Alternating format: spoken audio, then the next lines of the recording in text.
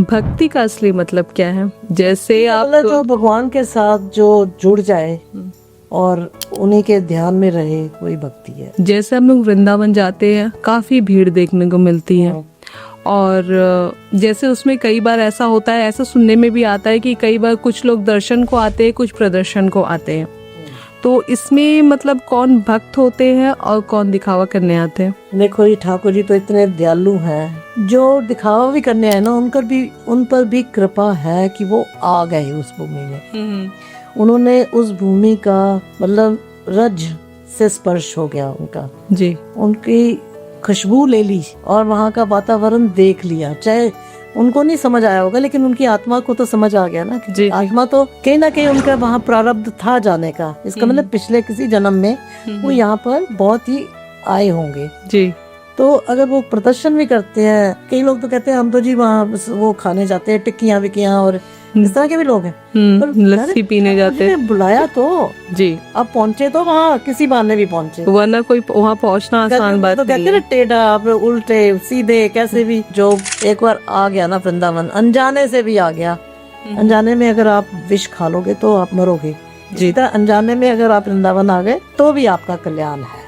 कहते हैं कि हर बीमारी का इलाज है, हर रोग का इलाज है, लेकिन अगर आप कृष्ण के प्रेम में पड़ गए तो उसका कोई इलाज नहीं है। ये तो फैक्ट है बिल्कुल। कृष्ण तो अपने बस में कर लेते हैं बस। वो कहते हैं ना, उन्होंने लिखा है कि मैं जिसके ऊपर कृपा करता हूँ, जो मेरा हो जाता है ना प्राणी, उसको मैं इतने दुख देता हूँ कि ही इज वेरी पॉजेसिव, कि वो सारे लोग उसको धीरे धीरे छोड़ देते हैं। पहले उसके स्वजन छोड़ते हैं, फिर उसके रिश्तेदार, सारे जितने भी लोग हैं ना सब उसको, क्योंकि उसके पास पैसा छीन लेता है भगवान, सारा वैभव छीन लेता है, दुनिया का मोह तो छीन लेता है। दुनिया तो ऐसी है, जब आपके पास कुछ नहीं होगा तो आपके सारे रिश्तेदार आपको वो सोचेंगे हमसे मांग लेगा भैया दूर।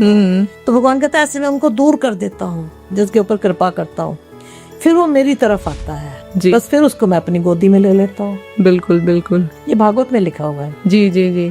मतलब आप जब दुनिया से, जब आपसे मुंह दुनिया मोड़ लेती है तो उसके बाद आपको सिर्फ भगवान का ही दरवाजा दिखता है। हम सोचते ना कि हाय इतना भगवान का नाम लेता है, फिर भी देखो दुख देख रहा है। वो दुख नहीं देख रहा, भगवान उसके पिछले जन्मों का कर्म काट रहे हैं कि भैया तू ये कर्म फटाफट यहाँ काट ले।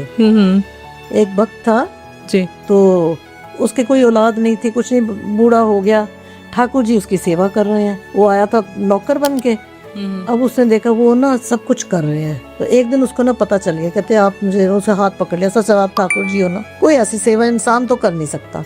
तो मुस्कुरा दिए, कहते चल तू कहता तो हूँ। तो कहता है अगर आप इतने भगवान हो तो मेरा दुख क्यों नहीं दूर कर देते। कहते देख वत्स मैं तेरा ना साथ दे सकता हूँ, तेरी हेल्प कर सकता हूँ, लेकिन मैं तेरा कर्म नहीं काट सकता, ये तुझे भुगतने पड़ेंगे, और अगर तूने नहीं भुगता तुझे फिर जन्म लेना पड़ेगा, फिर जन्म करोगे तुम्हारे कर्म और बढ़ जाएंगे तो तुम इससे निकल नहीं पाओगे। तुम्हारे थोड़े से ये कष्ट है, इनको सह लो, कोई बात नहीं, मैं तुम्हारे साथ हूँ।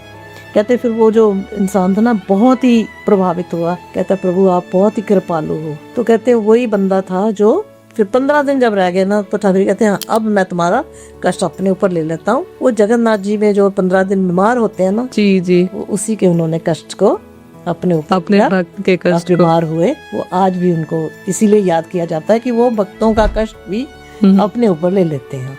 जी जी जी, इसलिए कहते हैं ना कि हमारे जो कर्म है वो हमें भुगतने ही पड़ते हैं। हमें सुई जितना भी, अगर हमने किसी सुई भी चुभोई है ना, उसका भी हमें भुगतना पड़ेगा। तो इसका हमें किसी के अगेंस्ट ग्रज नहीं होना चाहिए, इसने मुझे ऐसा क्यों किया, क्योंकि हमारे कर्म है ना, जो उसके द्वारा कोई हमें अगर हमारे साथ कोई बुरा करता है तो वो हमारे पिछले जन्मों का कर्म है। एक टाइम में ना हम लोग भगवान को ब्लेम करने लगते हैं कि जो लोग अच्छा करता है उनके साथ बुरा करते हैं, भगवान तो बुरा ही करो, लास्ट टाइम में जो होगा देखा जाएगा।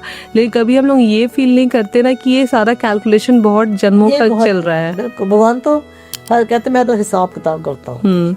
और अब जितना ज्यादा भगवान के करीब जाते हैं वो कैलकुलेशन तेजी से बढ़ता है, क्योंकि भगवान उसको जल्दी खत्म करना चाहते हैं। कि अपने सारे कर्मों को खत्म करो फिर मेरे पास आओ। बहुत लोग भगवान से मन्नत मांगते हैं कि अगर मेरी ये इच्छा पूरी हो गई तो मैं 11,000 का प्रसाद चढ़ाऊंगा या 2100 का प्रसाद चढ़ाऊंगा, जिसकी जितनी क्षमता है। तो इसके बारे में आपकी क्या राय है? क्या भगवान को पैसे का लोभ दे के क्या कुछ इच्छाएं पूरी की जा सकती है? एक तरह का लोभ ही है वैसे, कि भगवान को भी है ना, लेकिन फिर भी ना करने से तो अच्छा है कि आपको फेथ तो है कि अगर मैं ऐसा करूंगा तो मेरे ठाकुर जी मेरा ये काम कर देंगे। ये आपको बहुत ही जरूरी वो काम करवाना है ना।